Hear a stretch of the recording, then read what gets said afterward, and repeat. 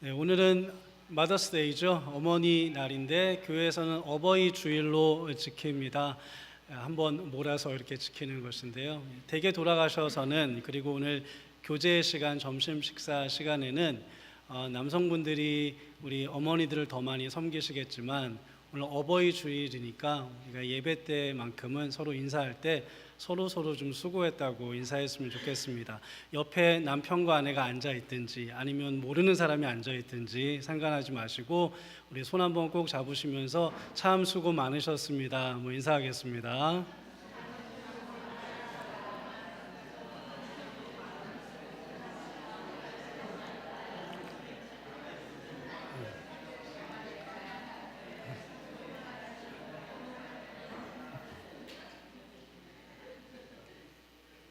진짜 수고를 많이 하셨나 봐요. 네, 인사가 좀 그러게 하시네요. 노아 시대에는 이미 이 땅에 수많은 사람들이 살게 되었습니다. 노아는 아담의 10번째 대에 이르는 사람이죠. 하나님께서 생육하고 번성하라고 주신, 아담에게 주신 축복이 노아의 때 굉장히 많이 이루어진 것입니다. 하나님의 축복의 약속은 이렇게 착착 잘 진행이 되어서 이 땅에 이루어졌는데, 안타깝게도 사람들은 그러면 그럴수록 하나님으로부터 더 멀어져만 갔습니다. 한 사람으로부터 시작된 죄는 부부가 같이 짓는 죄로, 또 형제가 짓는 죄로, 한 집단이 짓는 죄로 커지더니 노아의 때에 이르러서는 온 인류가 하나님 앞에 죄를 지었다, 이렇게 성경이 이해하고 있습니다. 얼마나 사람들이 악했는지, 사람들이 하는 모든 생각과 계획이 다 악했다, 이렇게 말을 할 정도입니다. 여러분, 하나님의 축복 안에서 단지 생육하고 번성하는 것이 진짜 복이 아닙니다. 건강을 누리고 장수를 누리고 돈을 좀 더 벌고 출세하고 성공하는 것이, 그것이 진짜 복이 아닙니다. 그 복이 하나님으로부터 왔음을 알고 하나님께 감사하는 삶을 살고 우리의 인격과 신앙이 점점 하나님 보시기에 아름다운 모습으로 성숙해가고, 그러면서 하나님과 더 친밀해지고 가까워지고 하나님 닮아갈 때, 그때 비로소 우리가 큰 복을 받는 것이고 진짜 복이죠. 그렇지 않다면, 그런 것이 없다면 생육하고 번성하는 것 자체는 노아의 시대가 보여주는 것처럼 기쁜 일이 아니라 오히려 서글픈 일이 됩니다. 하나님이 이루어질 수 만드시고, 하나님이 이 땅에 축복하신 것들이 하나하나 이루어질수록 마음에 기쁘셨던 것이 아니라 마음에 후회가 되셨습니다. 그리고 걱정이 되셨습니다. 성경에는 하나님께서 사람을 지으시고 또 그 약속한 게 이루어진 것을 후회하셨다, 이렇게 표현하고 있습니다. 여러분, 우리는 성경의 욥처럼 하나님이 자랑하는 그런 사람이 되었으면 참 좋겠습니다. 성경의 다윗처럼 하나님이 하나님의 마음을 흡족하게 해드리는, 하나님 마음에 합한 사람이 되었으면 참 좋겠습니다. 그러면 참 좋겠는데, 한편으로는 또 동시에 이런 걱정도 됩니다. 이게 우리의 기준이 너무 높은 것은 아닌가, 너무 기준이 높으니까 사람들이 노력도 안 하는 것은 아닌가, 이런 생각이 들기도 합니다. 우리가 욥처럼 되십시오, 아브라함처럼 되십시오, 다윗처럼 되십시오 라고 하는 설교와 말씀들은 얼마나 많이 들었습니까? 그런데 한번 찾아보세요. 욥 같은 사람이 있나요? 우리 주변에 다윗 같은 사람은 보셨습니까? 아브라함 같은 사람은 찾아볼 수 있을까요? 이게 기준이 너무 높아서 그런 것은 아닌가 하는 생각이 들어요. 그래서 차라리 기준 자체를 낮춰보는 것은 어떨까 싶습니다. 나 욥처럼 될래, 나 다윗처럼 대단한 사람이 될래가 아니라, 나 최소한 하나님의 걱정거리는 되지 않을래, 하나님의 후회거리는 되지 않을래 라고 기준을 낮춰보는 것도 나쁘지 않겠다 싶습니다.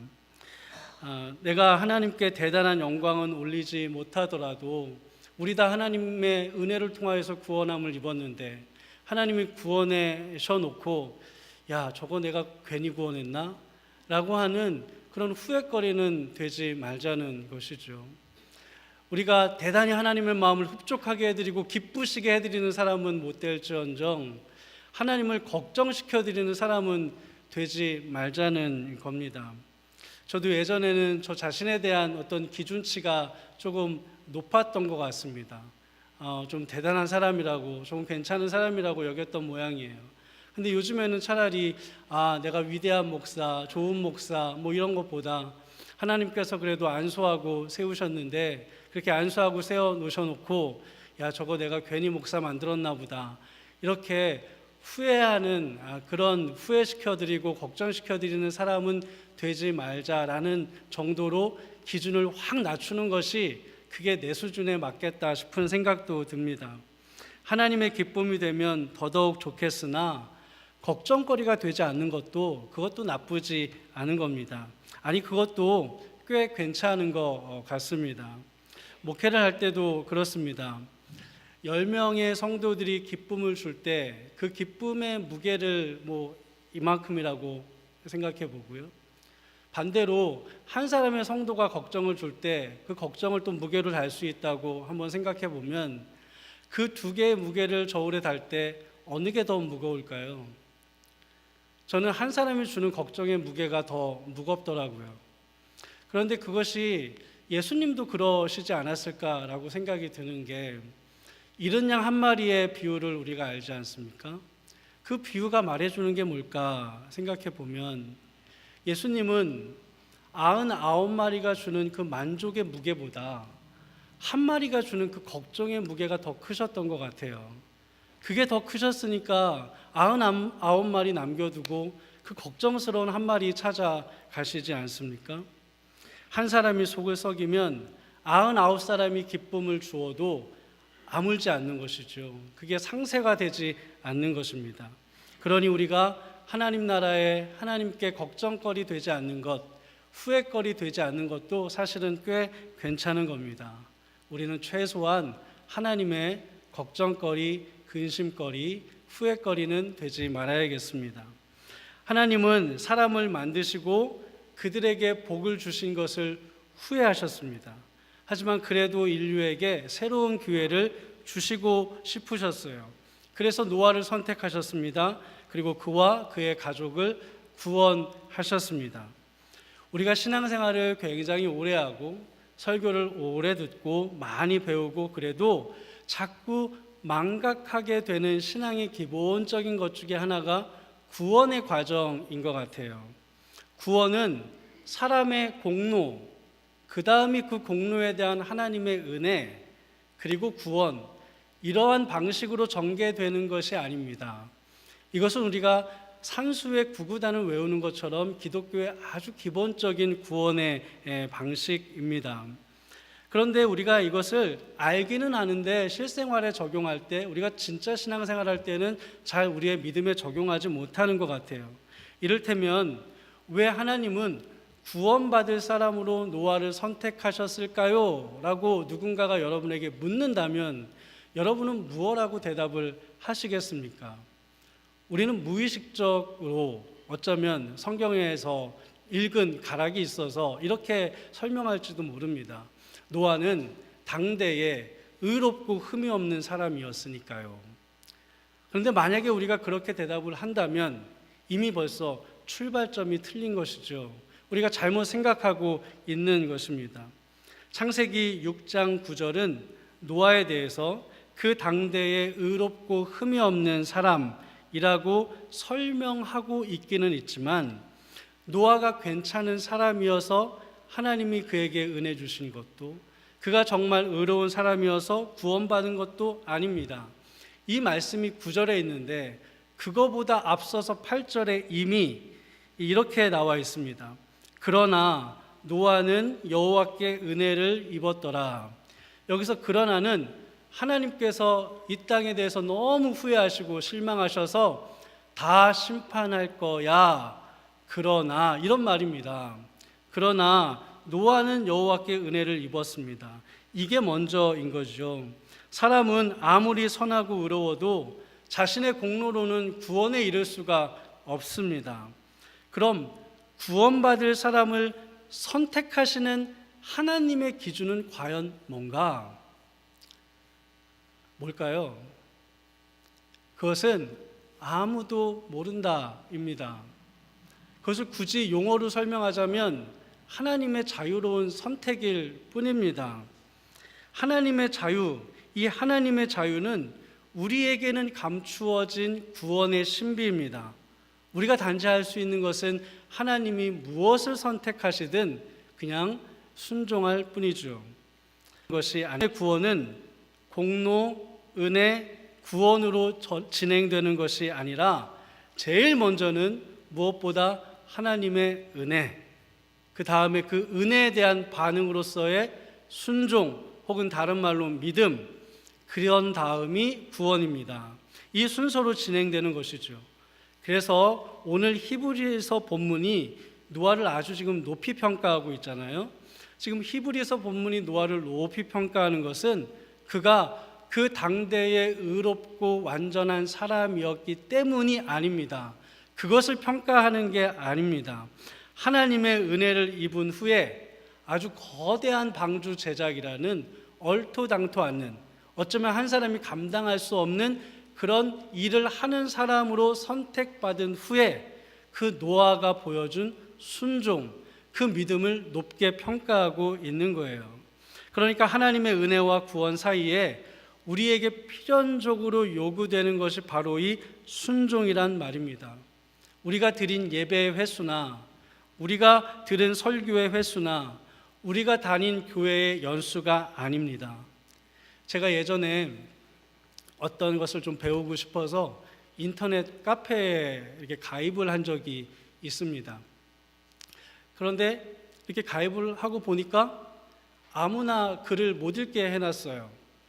이게 어떤 자격을 얻어야만 더 좋은 정보, 고급 정보를 읽을 수 있겠더라고요. 저에게는 더 필요한 정보들이 많이 있어서 거기서 요구하는 자격을 획득해야 됐습니다. 근데 그 자격을 획득하기 위한 조건은 아주 단순했습니다. 10번 출석하면 되는 거였어요. 그래서 그날부터 저는 열흘 동안 하루도 빠짐없이 하루에 한 번씩 그 카페에 출석을 했습니다.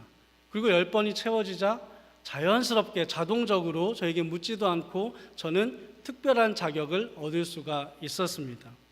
세상에서 얻는 자격은 기준의 차이는 있지만 다 이렇게 비슷하게 합니다. 횟수가 채워지면 자격을 주든지, 연수가 채워지면 자격을 주든지, 돈을 좀 더 내면 자격을 주든지, 면허증이 있거나 무슨 졸업증이 있으면 자격을 주든지 이렇게 자격을 주기도 합니다. 그러나 하나님의 나라는 믿음으로 들어가는 겁니다. 하나님의 나라는 순종함으로 들어가는 거예요. 우리가 구원에 대해서 이 두 가지 사실을 절대 잊지 말았으면 좋겠는데요. 구원의 유일한 조건은 은혜이고요. 구원의 유일한 자격은 믿음입니다. 이것을 우리가 꼭 잊지 말아야겠습니다. 그렇다면 순종은 뭔가? 순종은 믿음의 척도이고 믿음의 증거입니다. 그래서 자주 믿음과 순종은 동일한 언어로, 동일한 뜻으로, 의미로 쓰이기도 합니다. 노아가 그 시대에 정말 괜찮은 사람이고 착한 사람이고 정말 선한 사람이기 때문에, 인격자였기 때문에 하나님이 그를 선택하시고, 그가 정말 좋은 사람이었기 때문에 그가 120년 동안 방주를 짓고, 그래서 그가 구원받은 것이 아니란 말이에요. 그가 하나님의 선택과 명령에 온전히 순종했기 때문에 그 순종함으로 120년 동안 그는 방주를 지을 수 있었고, 그 순종한 것 때문에 그는 구원을 받을 수가 있었고, 그 순종한 것 때문에 이 초대교회의 믿음의 본이 되는 사람으로 추앙받을 수가 있었던 겁니다. 우리가 몇 주 전에 가인과 아벨의 믿음에 대해서도 우리가 살펴봤죠. 근데 사실 가인이 그 제사에서 진짜 잘못한 게 뭘까요? 제가 설교를 할 때에는 히브리서가 해석한 가인에 대해서, 그리고 아벨에 대해서 초점을 맞춰서 말씀을 드렸는데, 그 창세기 그 본문만 보면 과연 거기서 가장 잘못한 가인의 잘못은 뭘까? 재물이 잘못된 것일까? 예배를 드린 태도가 잘못된 것일까? 예배 전에 삶이 잘못된 것일까? 알 길이 없습니다. 성경이 말해주고 있지 않아요. 왜 말해주고 있지 않을까? 그거보다 더 중요한 것을 말하고 싶어서였습니다. 성경이 말하는 가인의 잘못은 딱 한 가지입니다. 하나님의 결정에 그는 순종하지를 않았습니다. 재물을 받으시든지 받지 않으시든지 그것은 하나님의 결정입니다. 내가 아무리 잘 준비해도 하나님이 받지 않으시면 우리가 할 수 있는 유일한 일은 그저 그 하나님의 결정에 순종하는 겁니다. 내 뜻과 맞지 않아도 하나님이 그렇게 결정하셨으니 나는 그저 따라갈 뿐이죠. 가인이 결국 얼굴이 울그락불그락해지고 분노가 치솟아오르고 그래서 폭력자가 된 것은 그가 하나님의 결정에 순종을 할 수가 없어서였습니다. 독일의 보네퍼라는 아주 훌륭하신 목사님이 계신데요. 굉장히 유능한 신학자이기도 하고요. 주님의 뜻에 순종하는 삶을 살고자 목숨을 바친 분이기도 합니다. 그분이 제자도에 대한 아주 탁월한 책과 글들을 많이 쓰셨는데 그 중에 나를 따르라 라는 책이 있습니다. 신학교 때 참 많이 탐독했던 그러한 책입니다. 그분이 12 제자들이 제자가 된 과정에 대해서 설명하기를요, 예수님의 제자들은 한 사람도 예수님께 먼저 찾아와서 예수님 저 제자 되고 싶어요 라고 했던 사람은 아무도 없다는 거예요. 물론 예수님한테 찾아와서 예수님 저 예수님 제자 될래요 라고 했던 사람들은 많은데 그 중에는 단 한 사람도 제자가 된 사람이 없다는 겁니다. 그렇다면 누가 과연 예수님의 제자가 되었는가? 나를 따라와라 라고 하는 예수님의 음성을 듣고 그 음성에 순종한 사람만이 예수님의 제자가 되었다는 거예요. 내 열정으로 예수님의 제자가 될 수 없습니다. 어떤 순간에 내가 큰 은혜를 받아서 감동을 받아서 그 감동 때문에 그 예수님의 제자가 될 수 없는 것이죠. 내 능력으로도 예수님의 제자가 될 수 없고 예수님이 나를 부르셨다는 그 사실 하나만으로도 예수님의 제자가 될 수 없다는 겁니다. 예수님이 부르셨을 때 그 부르심에 내가 순종한 사람만이 그 사람만이 제자가 될 수 있고 오직 순종하는 사람만이 노아 같은 믿음의 사람이 될 수 있습니다. 순종은 믿음의 유일한 척도이자 우리가 예수님의 제자가 되는데 가장 중요한 핵심입니다. 자, 이제 여기까지가 7절 전반부를 설명드린 거예요. 7절의 전반부를 한번 다시 볼까요? 믿음으로 노아는 아직 보이지 않는 일에 경고하심을 받아 경외함으로 방주를 준비하여 이렇게 나옵니다. 이게 여기까지가 지금 노아가 보여준 믿음의 행위입니다. 하나님의 명령에 대해서 노아가 보여준 순종을 말하고 있죠. 그 이후의 하반절은 뭐냐? 그 믿음에 대한 결과인데요. 참 히브리서가 그 결과에 대해서 특징적으로 해석하고 있는 게 있습니다. 노아의 믿음이 그 집을 구원했다는 사실을 부각하고 있습니다. 이게 참 특별합니다. 특히 오늘이 마더스데이고 어버이 주일인데 아주 귀한 말씀을 하나님이 우리에게 주셨습니다. 여러분, 가정은 다 하나님이 주신 것입니다. 때때로 자녀들이 불평할 때 나는 내 부모를 고르지 못했어 라고 불평을 하는 경우가 있는데 그건 바꿔서도 마찬가지죠. 부모도 그 자식을 고를 수가 없었습니다. 부모든 자녀든 다 고를 수가 없는 거예요. 왜냐? 하나님이 만들어주신 가정이기 때문에 그렇습니다. 하나님이 주신 가정에서 가장의 첫 번째 사명이 있는데 그것은 무엇보다 가정의 구원이에요. 그럼 어떻게 가정의 구원을 이루는가? 신앙교육 잘 시키면 되는가? 기도훈련 잘 시키고 성경 말씀 잘 암송하게 하고 교회에 빠지지 않도록 하면 되는가? 그런 걸 통해서 구원을 이룰 수가 있는가? 가정의 신앙교육과 훈련은 정말 중요하죠. 정말 소중합니다. 그런데 오늘 본문을 보면 노아가 신앙교육 잘 시켜서 그 가정이 구원받았다고 말하지 않습니다.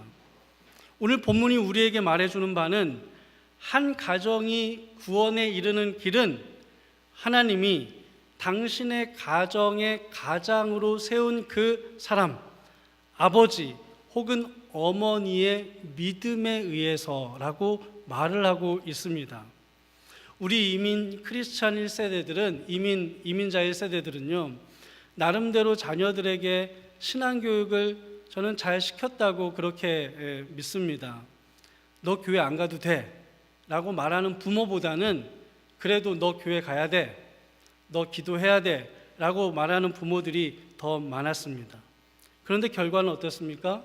우리가 다 아는 바와 같이 신앙의 전술을 참 참담하게 실패를 했습니다. 왜 실패했을까요? 많은 분석들이 있고 많은 이유가 있지만 그 중에 가장 큰 것은 뭐니 해도 우리 자녀들이 부모의 믿음에 실망해서입니다. 그 말은 곧 우리 부모들이 부모 스스로는 하나님 앞에 바로 서지 않으면서 입으로만 자녀들에게 예수 잘 믿어라, 교회 잘 나가라, 기도해야 된다, 전도사님 말씀 잘 들어라, 성경 많이 봐라, 서로 사랑해라, 본인들은 안 하면서 자녀들에게 이렇게 강조했다는 거예요. 제가 이제 우리 아이 유한이에게 이것저것 신앙교육 시키다가 가끔 뜨끔뜨끔한 것이 있습니다. 아이가 이런 말 할 때예요. 왜 이건 나만 해야 돼? 그 뒤에 더 말은 안 하지만 가로하고 왜 아빠는 안 해? 라는 것이 들어가 있는 거죠. 생각해보면 그런 게 정말로 많이 있습니다. 난 제대로 안 하면서 자식한테는 마치 그거 안 하면 큰일 나는 것처럼 말하는 거. 그래서 굉장히 강조하는 것들이 참 많이 있는 것 같아요. 그러나 결국 부모가 하나님 앞에 바로 세워진 그만큼 자녀들도 하나님 앞에 바로 세워질 수 있는 겁니다. 물론 부모가 조금 개떡같이 신앙생활을 해도 참 신통방통하게 자녀들이 찰떡같이 신앙생활 잘하는 경우도 있습니다. 이걸 가리켜서 기적이라고 하는 거예요. 얼마 전에 워렌 버핏이 인터넷 방송에 나와서 이제 투자 설명을 하는데 이런 말을 한 적이 있어요. 자기는 아마존이 이렇게 커질 줄 몰랐대요. 아마존이 이렇게 커지는 것은 기적이었다. 근데 나는 기적에는 투자하지 않는다. 여러분, 기적은 바라지 마세요. 유행은 바라지 마십시오. 자녀의 신앙은 교회 의지하는 게 아닙니다. 주일학교 학생부 선생님들, 전도사님 의지하는 게 아닙니다. 부모인 내 믿음에 달린 거예요. 여러분, 지금이라도 늦지 않았습니다. 늦었다고 생각하지 마시고 내가 먼저 하나님 앞에 바로 서야 됩니다. 아이들이 이미 다 컸습니다. 말이 안 통합니다. 이제 이미 출가해서 따로 살고 있습니다. 그런 거 생각하지 말고 먼저 하나님 앞에 내가 믿음으로 바로 서야 됩니다. 자녀들은 몰라도 하나님이 보시잖아요. 하나님이 아시잖아요. 그러면 되는 거 아닙니까? 몸이 멀리 있어도 이제 다 커서 부모 말은 안 들어도 하나님은 하나님의 특별한 방식을 통해서 그 부모의 바른 믿음을 아이에게 전해줄 것입니다. 자녀들에게 전달해 줄 것입니다. 그렇기 때문에 늦었다고 생각하지 말고 자녀들을 위해서라도 하나님 앞에 내가 먼저 믿음을 바로 세우는 일에 우리는 힘을 써야 됩니다. 노아의 가정처럼 구원을 이루는 부모들이 다 되시기를 정말로 간절히 축원드립니다. 여기 이제 자녀분들도 계실 것인데요. 사실 노아의 순종에서 더 놀라운 것은 제가 볼 때는 자녀들의 순종이에요. 하나님은 노아 가족을 다 모아놓고 야, 이제부터 내가 내 계획을 말할게 라고 말한 게 아닙니다. 노아에게만 말했습니다. 그러면 노아야, 자기 본인이야. 그게 너무 큽니다. 너무 황당합니다. 하지만 하나님한테 직접 들었으니까 순종해야지 라는 생각이 들 수 있습니다. 자녀들의 입장에 대해서 한번 생각해 보실까요? 하루 430 먹은 아버지가 자녀들을 불렀습니다. 그리고 하신다는 말씀이 하나님이 이제 앞으로 언제가 될지는 잘 모르지만 비로 심판하셔서 이 땅을 다 이제 멸하실 거다. 그러니 우리는 온 가족이 힘을 합쳐서 내일부터 120년 동안 방주만 짓는다. 그러면 자녀들이 어떻게 반응을 할까요? 요즘 젊은이들이라면, 여러분의 자녀라면 우리 아버지가 드디어 올게 오셨구나, 이렇게 생각을 하는 게 일반적이죠. 그 이후에 되어질 그 가정의 상황은 우리가 충분히 예상할 수 있습니다. 그러나 노아의 자녀들은 아버지의 말씀에 순종하여 함께 하나님의 일을 합니다. 노아는 하나님을 돕는 겁니다. 그러나 그 자녀들은 사실 먼저는 하나님을 돕는 게 아니라 아버지를 지금 돕는 게 되는 거예요. 야, 우리 아버지의 판단력은 정말 탁월해. 우리 아버지의 영역은 정말 뛰어나. 라는 심정으로 순종했을. 그렇지 않아요. 노아가 정말 객관적으로 그렇게 뛰어났다면 몇 사람은 노아 따라서 그 방주에 탔겠죠. 세상 사람 중에. 아무도 안 하잖아요. 그만큼 황당한 이야기를 하고 있는 겁니다. 그럼에도 불구하고 그들은 아버지 말씀에 순종했습니다. 그리고 그 순종으로 그들은 모두 구원받았습니다. 이렇게 생각해 볼 수도 있죠. 요즘이야 애들이 발라당 다 그래서 부모 말 안 듣지만 옛날 사람들이야 다 부모 말이라면 껍벅 죽었지. 그러니까 그렇게 잘 들을 수 있었던 거지. 그런 것도 아니에요.